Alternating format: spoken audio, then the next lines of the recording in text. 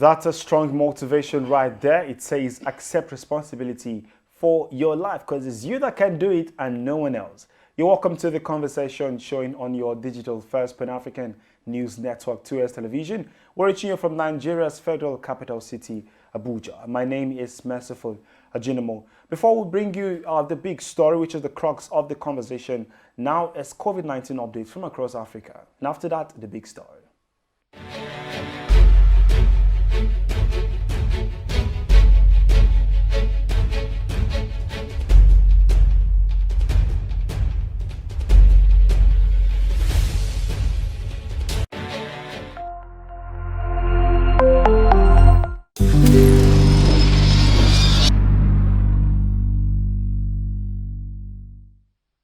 Yes, it's the conversation, and you can be a part of our social media community. That is at TOS TV Network on Instagram, Facebook, and Twitter. And our website is www.tostvnetwork.com to know what is happening in Nigeria and across Africa. And don't forget, you can also like and subscribe to our YouTube page, TOS TV Network, so you do not miss out on amazing content we have for you every time. Yes, there's the big story, the conversation, crux of the show rather.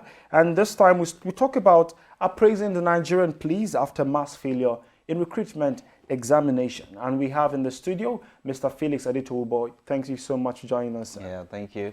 Yes, just this morning we saw the update, of course, on the newspapers talking about the mass failure in police recruitment examinations. And the PSC says 90% failed to score 30%. What do you, before you tell me what you think of the update, what do you think is the capacity of the Nigerian police at this time, looking at the people that are vying to take up these slots? Well, I think the capacity, we really need police, with what is going on, and a lot of people have been coming out for reforms, especially when it comes to government policies in handling some issues. And when it comes to the police, we'll be talking about having state policing, all the stuff, because that's what in 21st century, that's what most everybody is embracing. And now, with the level of insecurity we have in Nigeria, we see that we need more of police to be, to be in the system, more men to be in the police, But because we need more men, should not say we should have all men. I was talking about both man and woman. Yeah. They are men, right? They call them men of the Nigerian police. Now, those people, we shouldn't just have everybody because we need more men, to help us to fight insecurity. The work of the police goes beyond fighting insecurity. They are also leaders, in their own right. But how many policemen knows this, that he or she is a leader, in his own right? And if we look at this, there are a lot of things that go with it. So when these reports came out, well, it's really take us back to the kind of people that have been in the police. And when the governor of the Kaduna State also did something like this, tested those in the education sector in Kaduna State, you saw what happened, yes, mass failure and the rest. But this one is like those to be newly recruited into the system. So I think sometimes in 2020, before President Trump left office, he also gave a presidential order when he discovered that there are a lot of people dying in the hands of the police, especially the blacks dying in the hands of the police, with just a little anger. The next thing is to shoot and the rest. So he came up with more, education for the police. So this now takes us to what happened, to this news that came out yesterday or today. Our police, how educated are they? Our men, how educated are they? An educated police officer would not, based on researches, someone who has a college degree, for example, a police that has a college degree is more careful in handling his gun. Are you getting it now? Yes. So he relates more with society. He takes cognizance of his behavioral attitude to the people than just behaving abnormally, just behaving, rashly to the people, and, in just little anger, maybe something happens, So we need to really know the kind of people that are coming, and that's why you see what happened. And setting up these questions, I believe it should be something that someone who knows, an average person, that should be able to pass. But seeing people scoring less than 30%, it shows the kind of people that we put into the system. And don't be surprised, some of those people that fail this exam might still find their way into the system.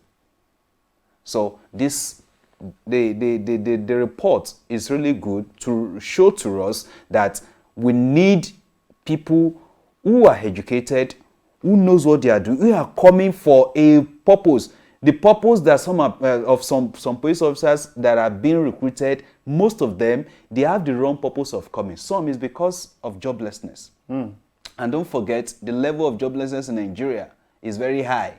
And now some will just say that, oh, they want to recruit, let's go.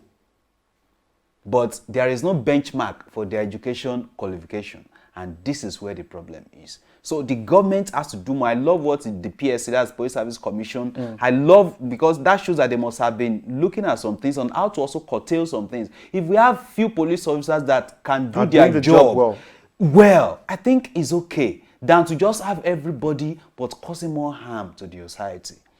Some of these people don't even know their rules of engagement. That's why Nigerians are even scared of police more than anybody. The issue of NSAS is still fresh in the memory, you know. So I think it's good the way they see this, but to the society, it's not so good for us. Then we have to now go back to the government on their own.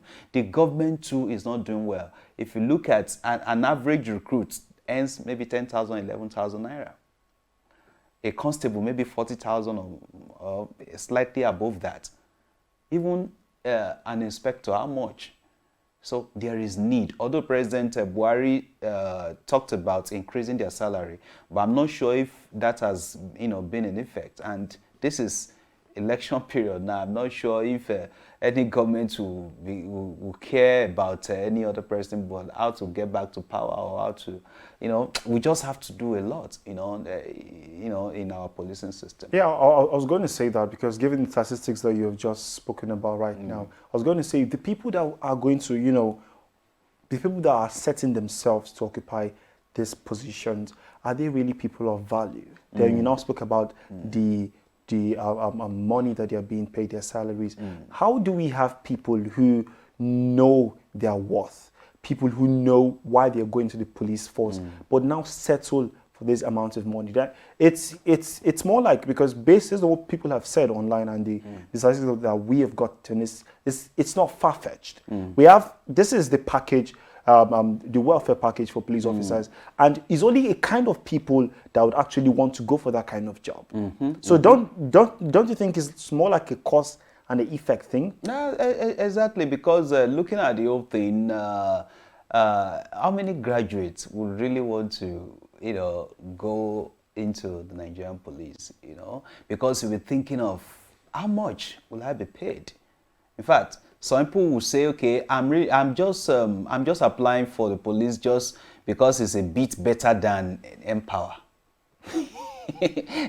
You understand? So the welfare of the Nigerian police should be top, in the priority of the government. But the government is not really, putting that into effect, and it's not good for us. And that's why anybody will just come, and most of the people come in and just see, we are just there. We know that through this, we can do some other things to get money. And that's what you see that is happening on our roads. Corruption everywhere, So as we are trying to restructure, then we should also think about the government. What's the government doing? Had they have good packages, good welfare packages? Then you can now recruit people that, are in that line, and those that are, even those that have been there, encourage them to acquire more education. Because if you acquire more education, there are things you would not do. If you have education, there are things you will not do. You understand? But someone who does not even have that, what do you expect? All right. Thank you so much, Mr. Felix, for joining us on the show today.